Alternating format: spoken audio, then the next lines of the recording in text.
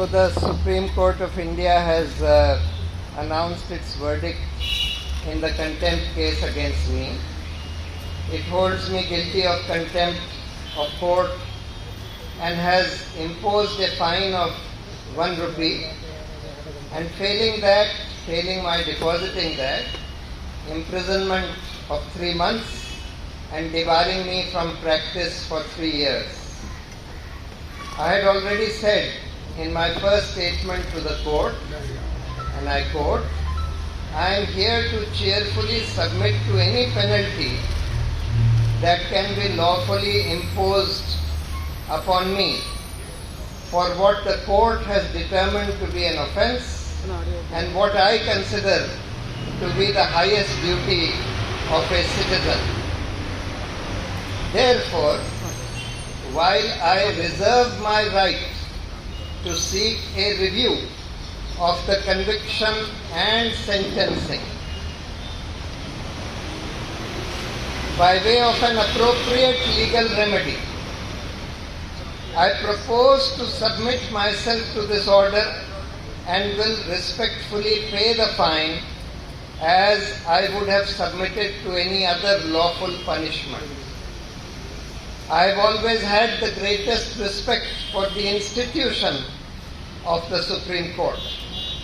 I have always believed it to be the last bastion of hope, particularly for the weak and oppressed, who knock at its door for the protection of their rights, often against a powerful executive. My tweets were not intended in any way to disrespect the Supreme Court or the judiciary as a whole, but were meant to express my anguish at what I felt was a deviation from its sterling record. The issue was never about me versus the Supreme Court, much less me versus any honorable judges.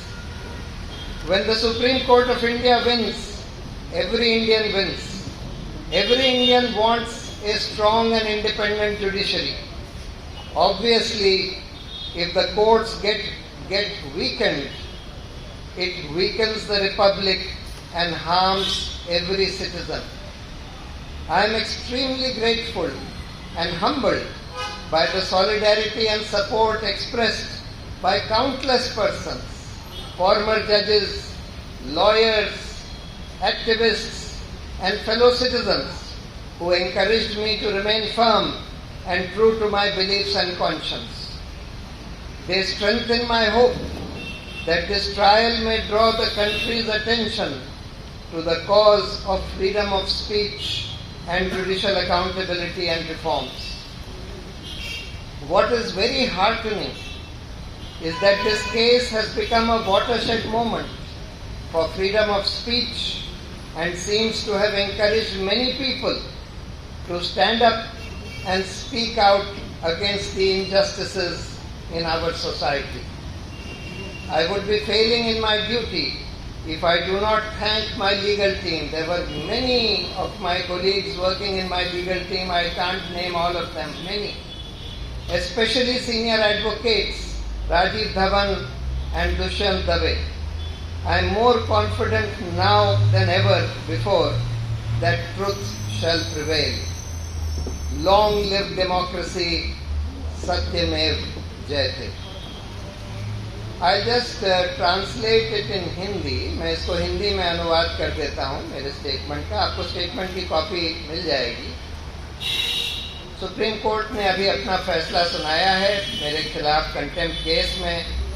मुझे दोषी का करार दिया है contempt के लिए और 1 रुपए का फाइन लगाया है और बोला अगर मैं फाइन नहीं देता तो 3 महीने की जेल और 3 साल के लिए सुप्रीम कोर्ट से मुझे बार कर दिया जाएगा.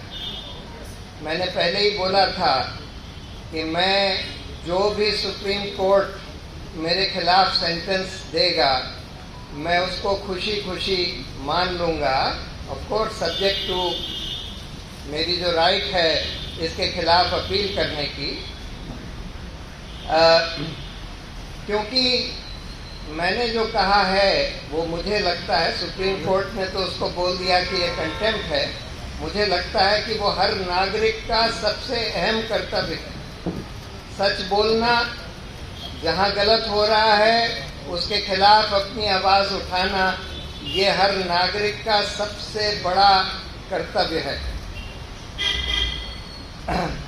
तो मैं ये फाइन दे दूंगा, लेकिन जो मेरा राइट है इसके खिलाफ चाहे रिव्यू फाइल करने का, चाहे रिट फाइल करने का, दोनों कंटेम्प्ट का जजमेंट और सेंटेंसिंग के जजमेंट को चैलेंज करने का, वो सब मैं करूंगा।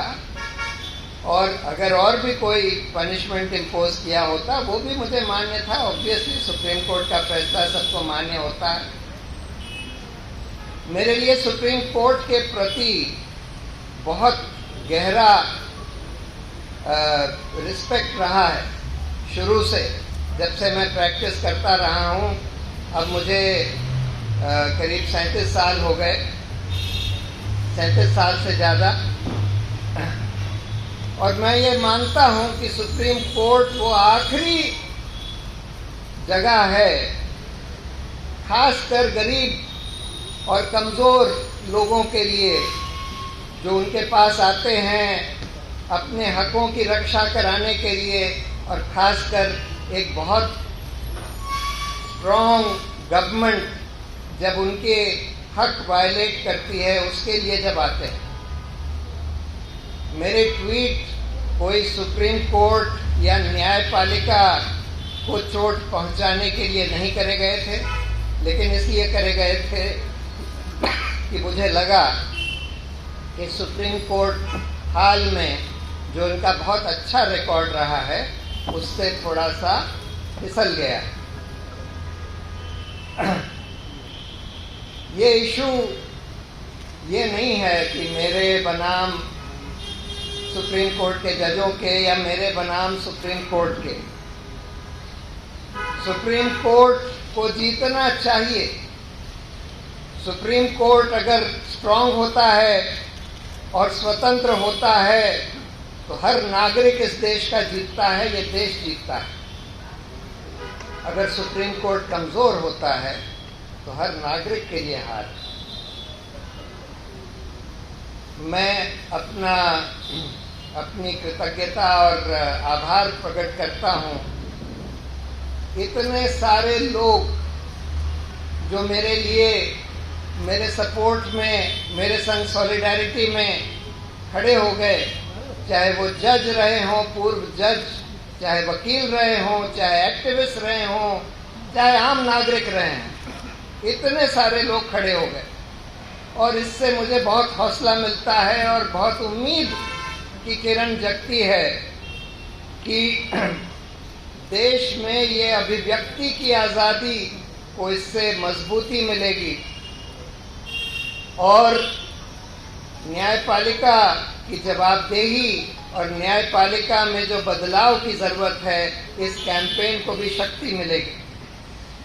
सबसे बड़ी बात ये हुई है कि इस केस के कारण बहुत सारे लोग, क्योंकि इन्होंने उसको, लोगों ने इसको एक फ्रीडम ऑफ स्पीच का एक औजार समझा, और बहुत सारे लोग जो अभी हताश होकर बैठे हुए थे वो खड़े हो गए और जो इस देश में जो अन्याय हो रहा है उसके खिलाफ अपनी आवाज़ बुलंद करने लगे। ये बहुत बड़ी बात है। और मैं अपना आभार, जो मेरी लीगल टीम थी जिसमें बहुत सारे लोगों ने काम किया, मैं सबके प्रति अपना आभार व्यक्त करता हूँ। और ख़ासकर जो हमारे सीनियर वकील थे राजीव धवन और दुष्यंत दवे के प्रति। और मुझे पूरी उम्मीद है कि सत्य की जय होगी और इस देश में लोकतंत्र और सुदृढ़ होगा और मजबूत होगा। सत्यमेव जयते।